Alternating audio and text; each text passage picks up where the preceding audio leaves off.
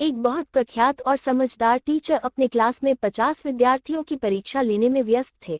सभी विद्यार्थी अपना अपना टेस्ट पेपर लिखने में मग्न थे। तभी अचानक एक विद्यार्थी हड़बड़ा कर खड़ा हुआ।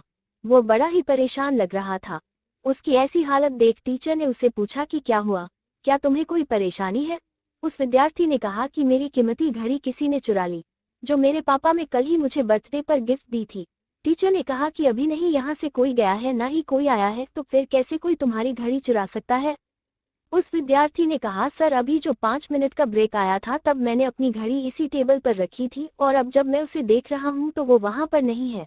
टीचर ने थोड़ी देर तक सोचा और फिर पूरे क्लास से कहा कि मैं जानता हूँ कि घड़ी आप लोगों में से किसी ने चुराई है, लेकिन मैं इसे आपकी पहली गलती मानकर माफ कर देता हूँ।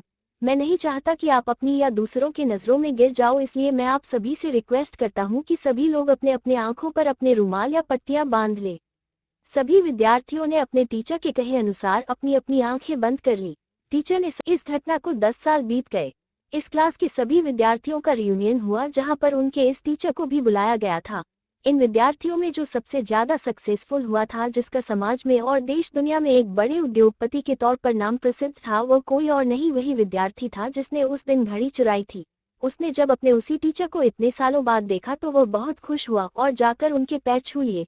वो बोला, सर मैं आज जो कुछ भी हूँ वो सिर्फ आपकी वजह से ही हूँ, और अगर आज मैं जिंदा भी। टीचर के कुछ समझ में नहीं आया तब वो विद्यार्थी, जो कि एक बड़ा वीआईपी बन चुका था, उनसे बोला, सर उस दिन अगर आपने मेरा नाम पूरे क्लास में बता दिया होता कि घड़ी मैंने चुराई है, तो मैं शायद आत्महत्या कर लेता, क्योंकि जब आपने अनाउंस किया था कि आप सबकी तलाशी लेने वाले हैं, मैंने यह निश्चय कर लिया था कि बदनामी की जिंदगी में नहीं जीऊंगा।